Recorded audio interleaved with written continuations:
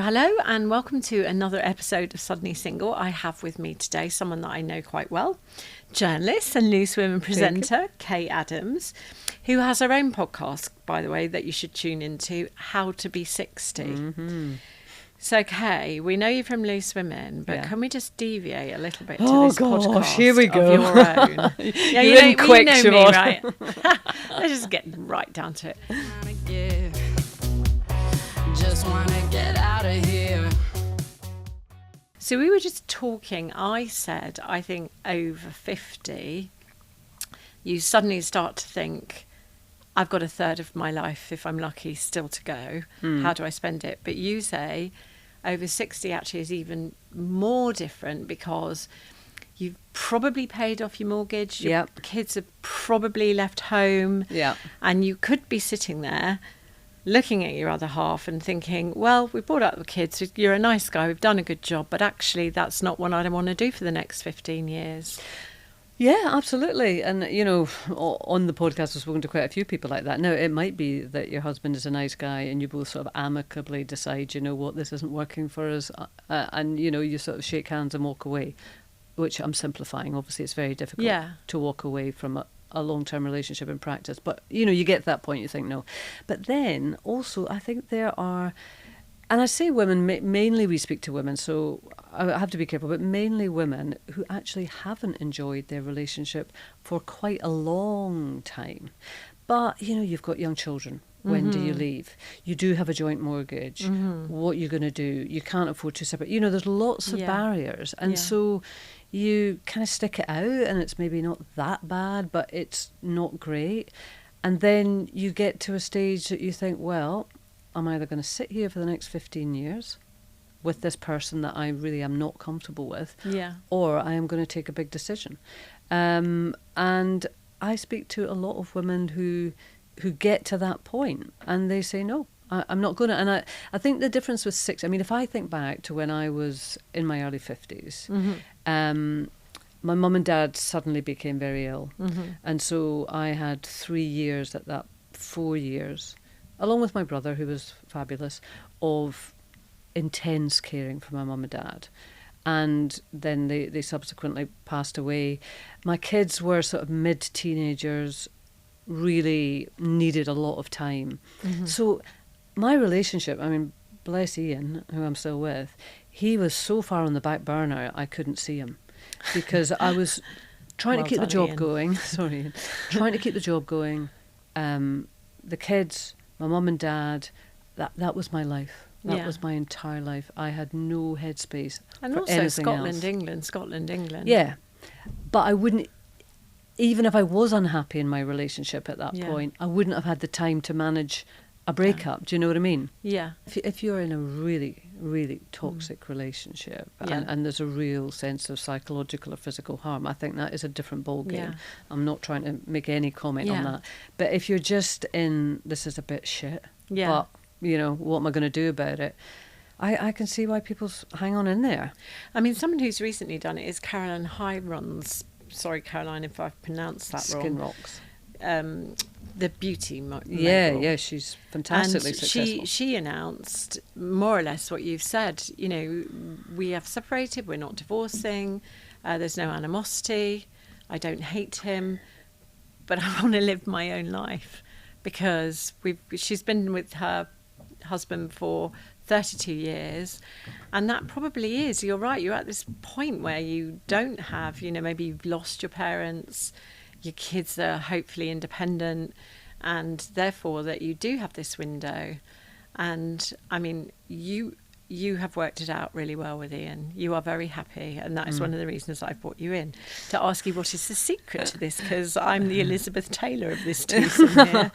How many can I possibly go through? Well, I don't. What's your body count now? My body count of serious ones is about 8. Right, it's quite a lot. Yeah. And when I say serious, that would be people over a year. Right. Okay. Yeah. Right. Yeah. Oh well, I'm a sort of shrinking violet compared to you. I had a sort of a main boyfriend, a first boyfriend. It was a lovely, lovely relationship, which I'm always very grateful for. I think if your first big relationship, as a young woman in particular, is a good one. I think it sets you up for life, even if, it doesn't work out in the long term. And he was a lovely guy. So that was like 5 years, 16 to 21. And then And was it mutual to not end up with him? Did you both we agree? were too young. We were too young. I mean, it wasn't right. Timing is everything in life. I agree. And the timing wasn't right for us. And he went on and actually married a friend of mine who's a lovely, lovely girl, and they've had a very lovely marriage. So, it was all good. But for me, I look back on that and I think, thank goodness my first serious relationship was with a lovely, lovely guy. And then I had 9 years of dodging about, essentially single, dating, largely unsuccessfully, to be honest, But meeting people back in the day Yeah. in nightclubs, all on bar that stuff, stools. all that stuff. And I didn't have any rotters. I had one Italian who dumped me in Milan. That was quite memorable. Actually, over dinner. He took you to Milan, or you'd flown out to see him in Milan? We went out to Milan together. That was where he And was he dumped you from. over the table. He was a very imperious Italian. Sorry to laugh. He's very good looking, I have to say. Do you know where I met him? Where? Over the chilled cabinet, I was picking up a packet of frozen peas. I remember it distinctly. From the chilled cabinet, frozen cabinet, in a supermarket in Glasgow. And our eyes met across the frozen peas. And, you kind of circle the aisles a little bit. Oh, I'll just go back up the bread aisle for a wee while. Oh, I'll go up the biscuit aisle. Oh, there he is. Did a lot of that. In there a long time. And then we got to the checkout and I was leaving. I thought, oh, gosh, failed mission there. And he picked up my little bank slip that I had just left. And he ran out after me and said, I'm going to do a bad Italian accent. Do you want your that was French, wasn't it? Do you want your bank slip? And that was it. That was it. That was quite hot and heavy. But he was a classic Italian, as the way you would know it, full of dramatic gestures. So we were going to Milan. Milan? I forgot Milan. Yeah, we were going to Milan. I always get Milan and Madrid mixed up. Milan for the weekend. We flew out there and we just actually didn't like each other's company when we were actually out and about walking and talking. We were fine in bed, but we weren't so good walking and talking. And we had It's finding that combo, isn't it? Yeah. You like them in and out. Yeah, walking, talking and lying down, you've got to get them all right. Or standing up. And we had a sort of silly bickering little argument. And he put down his knife and fork and said, this isn't working. His uncle lived in Milan. He says, you can have the hotel room for the next 2 days, which was how long we were going to stay there. And off he walked into the... And how old were you? Mid-20s. I think I would have been mortified. Oh, it wasn't a good one. It was. So you then got home on the plane and sat together in silence. Did he come back to London? No. Or no? No. I didn't see him again then for months. I don't know where he went, whether he stayed on, because I remember the next day I didn't know what to do because I had like a couple of days to hang about. So I took a train up to the lakes because I thought, well, I'm here, might as well wander around the lakes. I wasn't going to throw myself in. And actually I had a lovely day. The lakes are beautiful. Yeah. I must say it's one of my favourite places Beautiful. in England, the lakes, yeah. And actually, you know what? He was very good looking and everything, but he was a pain in the butt. And it was actually nicer to be my own. So what happened after him? Oh, just he's the only one that I would sort of look back and think he was a bit of a, what's the correct word to put it? A wally. I don't know, I'm trying to be polite here. Okay. Temptation to say twat, right? Okay. You're allowed to say yeah, that. is that okay? Yeah, it is okay. I can do that. It's okay. The rest were nice guys. It just wasn't right, and do you know that feeling of going, and I remember my mum, bless her, because I would say, oh, I don't know, Frank's asked me out. I don't know. I really don't want to go, Mum. He's a nice guy, but I'm just not interested. Yeah. And she would always be on the end of the phone, go, you never know. It's the ones that you don't expect. She'd give me this pep talk. Would she? Oh, yeah. Why not? What are you going to do? And I go, oh, all right. And then halfway through the night, I would be sitting thinking to myself, I should have listened to my instinct. I'd rather be sitting on the couch watching Coronation Street with beans on toast, but here I am. Do you know, and I can say this now, God love her, because my mother is no longer with us, but I grew up to realise that she had the wrong values. My mother was a real lookist. Oh. Yes. Right. Yes. Real lookist. So she would just look them up and down. She would, I remember once, that's not going to last. Why not? Have you checked out his taste in shirts? Oh, right. And it took me a long time, and you know the person that I'm talking about, I had a very long relationship with, made me laugh every day. And the fact that they couldn't, would wear odd socks and yellow corduroy trousers or whatever was of no relevance whatsoever. But that was not my initial of what I should be looking for. My grounding. So I do, like you said, you were very lucky. You had your first boyfriend was extremely nice. Lovely, guy that set you up properly.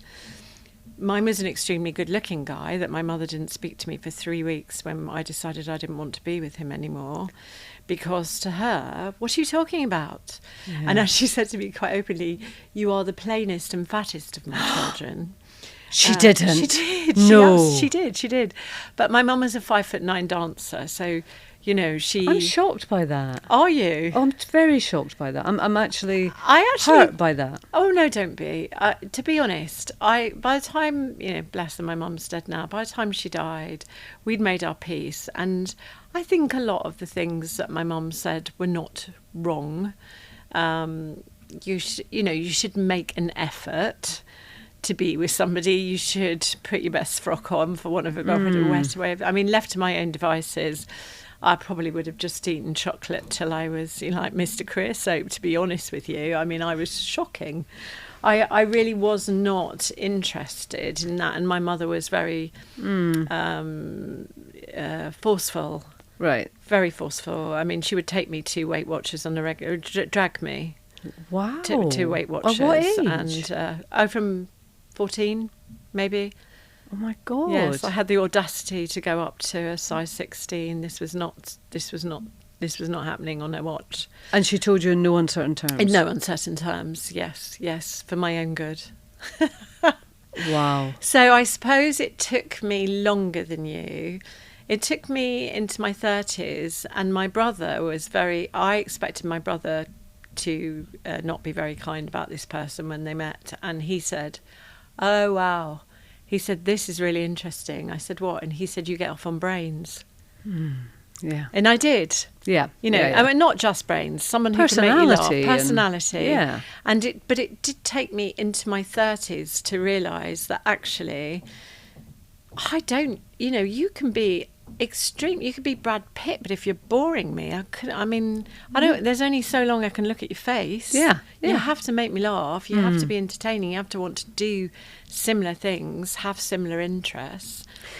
Yeah, but we're all products of our generation. Not to let your mum off the hook, because I'm kind of shocked by that, but she would be as well. And I mean, I think it wasn't that long ago that women were in relationships mainly for economic reasons, because they had no means to make money. So if you had a good-looking man who was respectable and who everybody thought was a catch, which was always that phrase that we used, then behind closed doors, your relationship could be pretty awful, but you were able to sort of walk out the door and be proud to be on the arm of this person. And a lot of women accepted that. Whereas, thankfully, as time has gone on, I don't think, that relationship has changed completely, and women aren't prepared to accept just to sort of get a catch. I mean, it was exactly that. My mother never had a job. She married well. And that was her achievement. That was her achievement. My father was her achievement. And she didn't, when I said to her I want to be a journalist, she said, oh, that's nice, dear. Have you got a boyfriend yet? Oh. Because it wasn't her way, wasn't justifying, that life that women had lived basically, until our generation, right? They had I know. been at home, stay-at-home wives. If you married well, you were lucky. If you didn't, you had a terrible time. I remember Vanessa Feltz telling me, and I hope I'm not telling this wrong, it's more or less right, that she had got accepted into, I don't know if it was Oxford or Cambridge. Oxford. Was it Oxford? She'd either been accepted or she'd just got her degree, but anyway, fantastic achievement. And the first words her mother's uttered was, "Have you got a husband yet?" Yes. You know, have you got a husband lined up? Yes. Wasn't interested. Yes. I think that's Vanessa and I have got similar mums. We come from the similar neck of the woods, actually, North London, and maybe it was a thing, but her the same. Her mother was always putting her on diets, telling her she could have soup when her sisters were being allowed other things. You know, but I don't think they did it in a bad way. I think in their own mind they thought they were helping you. Yeah, I don't think it came from a bad place, but No. that doesn't mean it was a good thing. It wasn't a good thing. No, you know. And it colours you. I mean, I mean, Vanessa's very open that it gave her a bad relationship with food for a very long time. Yeah. You know. Yeah, and of course it would. Those are your formative years. And, you know, of all the things in my life that I'm probably most grateful for is, well, my mum and dad, both great people, and I had a very good relationship with my dad. But my mum was kind of ahead of her time. She and my dad had a business together. She was very feisty. She was very ballsy, took no shit, and was absolutely my dad's equal. And he respected her as that. So that's what I grew up seeing. Yeah. And, you know, my mum wanted me to be the Prime Minister. Did she? Yeah, so I'm a Good failure for in that her. sense. But when I look back now, I'm so grateful for that. But at the time, shows you the other side of it, I used to sort of, tease her and get on at her a bit, saying, "Oh, Shirley, my friend Shirley, her mum's at home every day and she's got her tea on the table at 6 o'clock and she bakes lovely cakes and she does this." Because my mum was, you know, never at home at 6 o'clock at night, and she was never at sports day and all of those things. So as a kid, I was a bit of a prat because I used to sort of... but actually, I loved it. I was only teasing her, but you know, you're never happy. You're never happy. When you're a kid, you want the opposite. Yeah. So obviously, I always had my mum. Yeah. And I just, honestly, let me go to work, let me move out. I moved out of home as quickly as I could. And, you know, my daughter had a working mum and, you know, loves my company, loves to be around me because she didn't really have it. And I said to her the other day, please God, I'm lucky enough to have grandchildren at one time. I said, "Oh, I'll be making the cakes and everything." And she went, "Oh, thanks. All the things you never did with me." And I went, "Well, all the things I never had time to do with you." You know. Yeah, absolutely. So I think it is cyclical. Yeah. You know, she'll have to go to work and I get the joy of staying at home and baking the cakes. That seems like a deal to me. Yes. You and Ian have a great relationship. I Why think did so. you never marry? Even for tax reasons. Well, do you know, it's funny because we do have a civil partnership and it is for tax reasons. And we only did it last year. Okay. And I remember Ian and I went on holiday donkeys years ago, and we met this couple who were a bit older than us who said they just got married for tax purposes. And they sat and told us a story over dinner, and he was chat. And, "Oh, yes, it makes sense for inheritance tax and this and that, the next thing." And I could see in her face that she was really sad. That she didn't want to be married for tax purposes, whereas he was kind of quite, you know, cocky about it. Practicality. Yeah. And I said to Ian after that night, I said, "If we ever get married, it is not going to be for tax reasons." Oh. And I always maintained that, but I have to say last year our financial advisor said, "You're absolutely mental. You either get married or you have a civil partnership because it'll impact on your children." Yeah. And so I said, "Well, I don't want to get married for tax purposes, but I'll get a civil partnership." So what kind of wedding did you have? Well, no, it was basically me, Ian, his big sister and her husband, and that was it. And it was over and done in however long it took. I don't know if it was a registrar. I guess it would be a registrar. She was lovely, so that was nice. And then, as it happened, we had dinner booked with a bunch of friends that night, not at all connected with this. I hadn't even mentioned it to anyone. But one of them was my close friends, and she got the restaurant to print the date on all of our menus. Oh. And so when we walked in, and we were late because we are always late, they all had a glass of champagne and things. So it was actually really nice. Does it change does it change the way you feel? Not one tiny remote shred. And is it because you're not religious?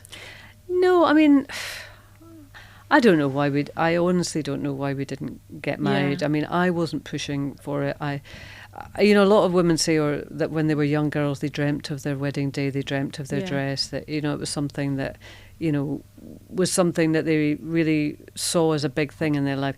I just didn't. No. So I'd never sort of had that dream. Ian's a bit of a beatnik. He's a tennis coach. He doesn't really stand on ceremony. He's not materialistic. Yeah. He's a bit Peter Pan. And so neither of us were pushing for it, so it never happened. So now you're 60. Would you say the menopause had any sort of effect on your relationship? Because I'll be perfectly honest, I think that one of the reasons that my longest relationship did not work was because I became menopausal. And that's probably why he looked elsewhere. Because when I look back, I remember one night in particular, I threw a plate at the wall and said, "You're mad." And even as I did it, I knew it was me. I really, the hormones were raging. I think we totally underestimate menopause and everything that it mentally does to you. Did you suffer from that at all, or? It's funny, you see things clearer through the rear view mirror, don't you? Yeah. And like you say, it's wise with hindsight, right? Yeah, probably not so aware of it at the time. But if I look back now, I didn't get mad, I got sad. And there was a period, quite an extended period of time, that I'm really grateful I've never experienced true depression in my life. I mean, you have moods, you're up and down or whatever, but I mean, I've had friends with true depression, and I know that I've been lucky enough not to have it. But there was an extended period of time that it was certainly as close as I'd ever been. I mean, I could find joy in nothing. Okay. And actually, externally, everything was going well, work was going well, everything was fine with the kids. My parents hadn't become ill by that stage, so there was no reason for me not to feel great. But I just felt bleak. I just felt really, really bleak all the time, and I couldn't pick myself up. I just couldn't. You would say, right, well, go out with friends this weekend, or we'll go on a weekend away, or, I don't know. And I just could not pick myself up. And then And did Ian know that? Yeah. He's a lovely man, actually. He's a very patient man. He puts up with a lot, as they say. Puts up with a lot.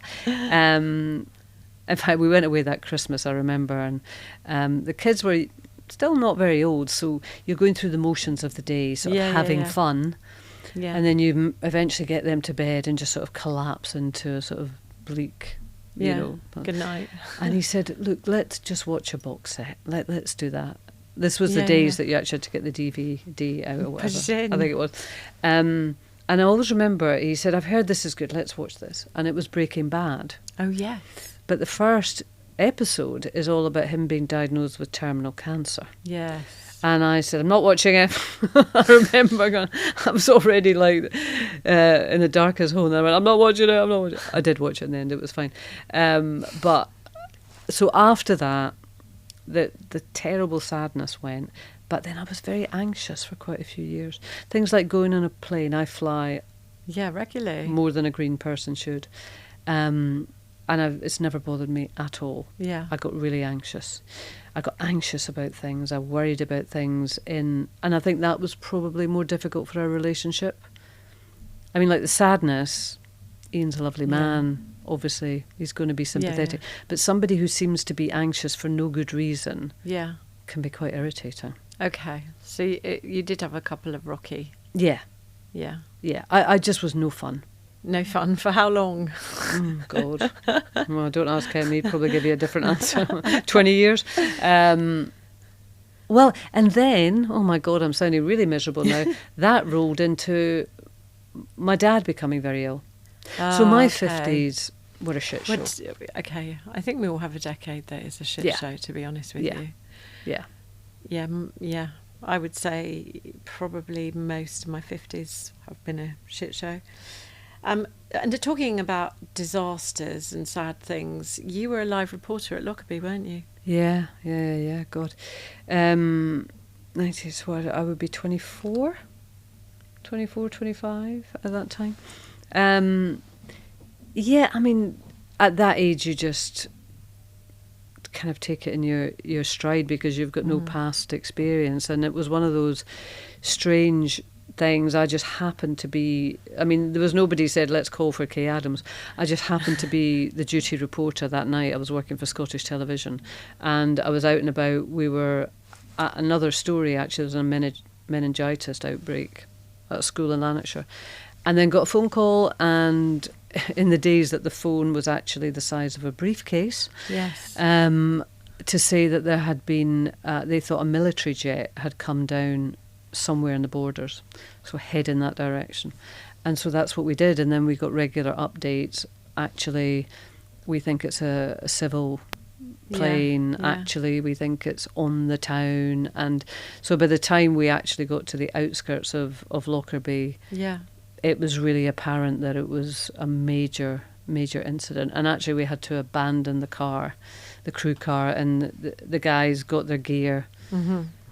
And we walked the last 2 miles into the town. Oh, wow. Towards Did you know the Lorraine crater. Kelly at the time? Because she was there too, wasn't she? She was, she was. We probably arrived at exactly the same time, I think. I remember seeing her at the community centre because we were there really early, and I'm not trying to say that as we were there early. Yeah, but you were the Scottish We just reporters. happened to be because we'd from been on Glasgow. another job. Yeah. So we were there very soon after 7:00. Okay. Yeah, but I was aware of Lorraine there later in the night. But I mean, God, I wasn't thinking about that. You were, you were just in this horror movie, really. I mean, it was, probably still is, one of the most horrifying air crashes. But did it lead on to other things for you? Because that probably put you up front of, you were seen. Yeah, I don't know. I mean, I was so young. I did as well as I could in the circumstances, but I didn't really know how to cope with that situation. Yeah. I mean, I learned a lot in that situation. I remember one of the very first broadcasts I did, because of course now you can broadcast live from an iPhone. Yeah. I mean, in those days you absolutely couldn't, and we didn't have a live camera there. You would have needed an OP van, an OB van, etc. So I was standing beside the crater, the massive crater which had taken out quite a few of the houses in Lockerbie, and caused a lot of the deaths actually. And the fire brigade, emergency services were there trying to sort of contain this. And I was to do a report, and then a motorbike rider would come and take that tape to go back to Glasgow. That was the only way of getting it back to Glasgow to broadcast it. And I was a gibbering idiot. I was. And my boss at the time was a wonderful man called David Scott, old school journalist who would swear at you like God knows what. I mean, if you messed up, you knew all about it. But he was a really nice man when it came to it. And he just talked me through it. And because I remember, there's the flames, and he went, right, hen, calm down. Just breathe, calm down. Just tell me what you see. And I remember his voice going, just tell me what you see. And he calmed me right down. And then I was able to say, okay, well, there's about 7 fire engines here. The crater is about 200 feet long. The flames, and I was able to sort of describe it. Yeah. If it hadn't been for him, nobody would have got any sense out of me. So one of the sort of, what do you call it? When consequences, that's the word I'm looking for. One of the consequences of you being a successful journalist and being on TV is that you have quite a lot of time apart from Ian. Would you say, going back to relationships, that to give people space to do their own thing is not necessarily for everyone, but one of the reasons that you two have worked it out? Well, this is a really interesting subject that I think about a lot, because Ian and I are very independent. Mm-hmm. We very much have our own lives. And I do sometimes wonder, are we too independent? Because it's kind of, people talk about couple goals. Like, even that phrase, couple goals, suggests, doesn't it, that, well, I know, don't look at that, but you know what I mean? It's out there. And I think for young people now, and particularly with social media, there's a lot of stuff about being the perfect couple. And Ian and I have never been a coupley couple. And I've always kind of thought, oh my God, does that mean that, we've kind of failed this? Because I've got lots of friends, and certainly on Loose Women, everyone's different, who, are with each other like all the time. They do things together all the time. And sometimes I think, oh God, we're a bit shit, we're a couple fails. This is terrible. But actually, it works for us. All I can say is 33 years on, we're still together. We still want to be together. And, there have been times absolutely in our relationship that it's just what's a bit mundane. Yeah. And you do think, oh, would there be something more exciting out there for me?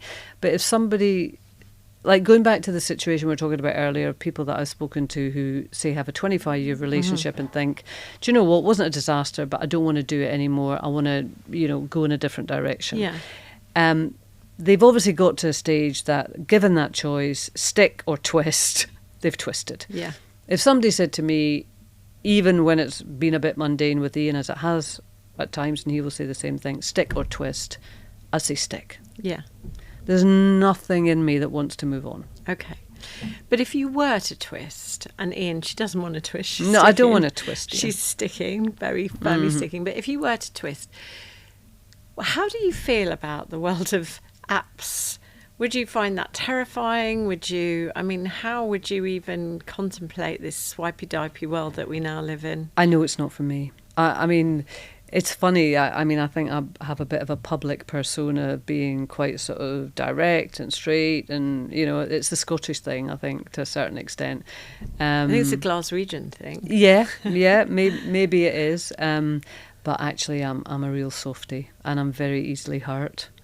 Oh. And I know my nature. I can't take that level of rejection.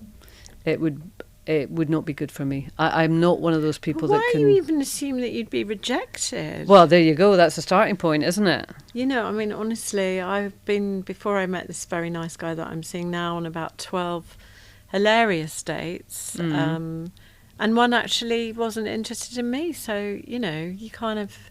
And how did that feel? Fair enough. You can't... One thing I've learned in life, one of my life lessons, because that's another interesting thing by the time you get to our age, what have you learned in life? I believe that nobody has to give you the rest of their life if they're not happy with you, regardless of what it is you would like. If someone is not happy, you have to let them walk away, whether you want them to or not. And ultimately, that's for the best. So... This is a weird sideways question. If there was one thing that you would think no one would guess about you, what would it be? Well, maybe it's that I'm very easily hurt. Did you know instantly that Ian was the one? Oh, no, I didn't like him for ages, no. He was everything I didn't want. Everything you didn't want? Everything I did not want. So how comes you persevered? Well, the thing is, I knew him because he was a tennis coach at the tennis club that I was a member of. So you had to see him several times. Yeah, and we had mutual friends. Okay. You see, but I didn't fancy him. I wasn't interested. He was not on my radar. Wow. No, and I tell people that. He was, because in Well, that's very interesting, because you give people a chance then. Well... Not always. In my head, what I would have wanted, my late 20s, would have been a corporate lawyer who was climbing the ladder. He would have several designer suits in his wardrobe and handmade shoes. He'd have a nice car. He'd have his own flat. I mean, that's how bloody shallow I was. And spurred on by my mother, I have to say. I was going to say spurred on by my mum, were you? Spurred on by my mother. So he was bottom of my list. He was a beatnik tennis player. Yeah. Who had this mad curly hair. He was permanently tanned because he spent half his life in Italy. He didn't have a flat. He stayed on people's couches. He had the worst car I've ever seen in my life. It was so embarrassing. It was a brown Sierra. I wouldn't go in it. He was just like, oh my God. I mean, nice enough guy, but hey, not for me. He used to wear, remember we used to all go to, back in the day, army surplus clothing. Yes. Entire wardrobe. Looking. If it wasn't shorts and a T-shirt, it was from the army surplus store. I mean, he was so not what I was looking for. But a friend of mine, for some bizarre reason, thought that he was, and she persuaded me to go for a pizza with him. But this was after knowing him for quite a few months. And anyway, we went for pizza and the rest is history. So during that pizza, he made you laugh? I just thought, I really like you. Oh, that's so brilliant. Yeah. Yeah. Okay, maybe the moral of this podcast is give people more than one chance. Kaye Adams, I'm quickly going to ask you to play my Suddenly Single Honesty Box game with me. Ooh. Yeah, I'm coming up. What is the worst date you have ever been on? Well, I guess I've kind of told you that when I got dumped in Milan. Yes. That was pretty awful, wasn't it? There was one other one, actually. When I was quite a bit younger, I'd moved to a new city. I didn't know anyone. And do you remember you used to put Lonely Hearts columns? Yes. Yeah. Oh, I answered one of them once. I answered one of them. And this chap arrived at the door and... let's say he wasn't... Now, I've got to be careful here. Height doesn't matter, but it did matter to me at that time, and he was very much shorter than I was.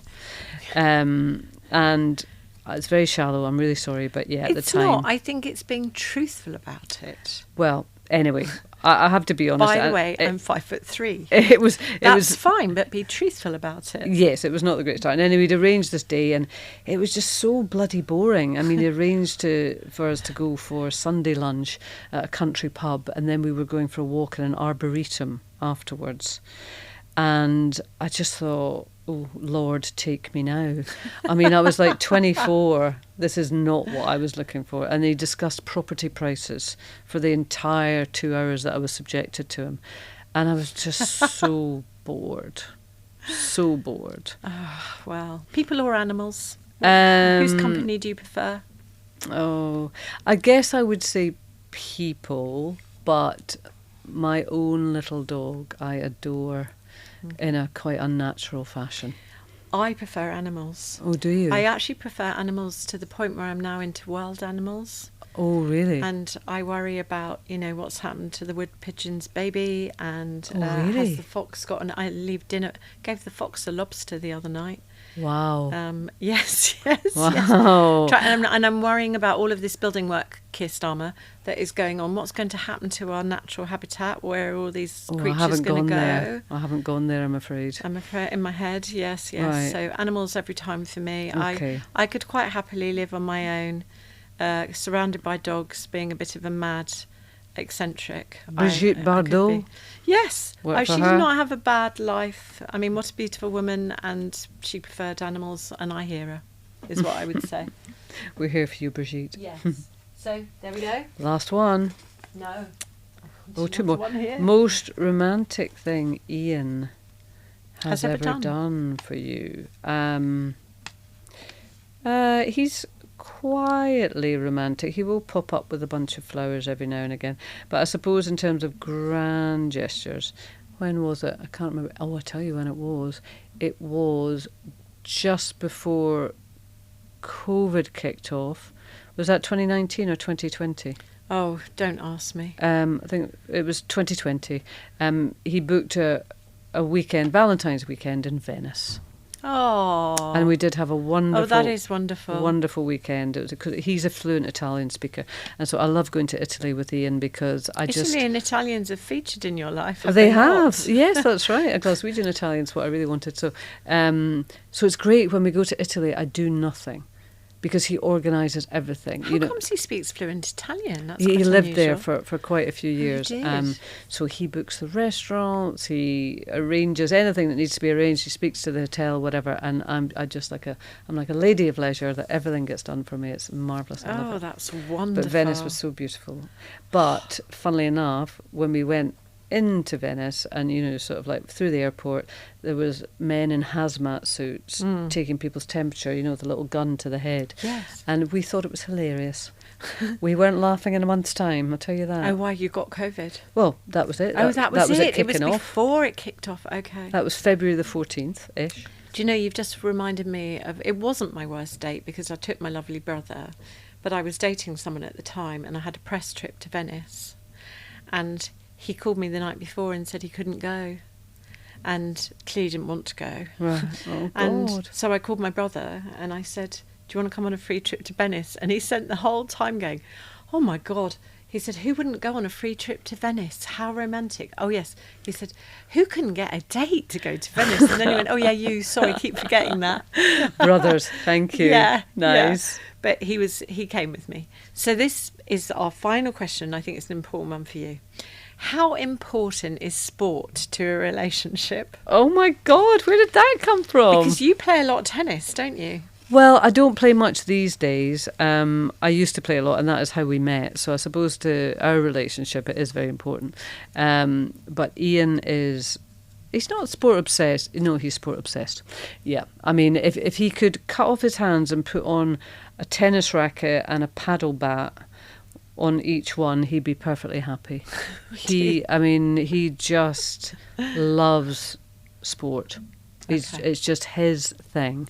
And I like it enough, but not that much. But I mean, I'm sporty, I'm active, you know, I really like to be active. So I think we kind of meet there, but he loves sport.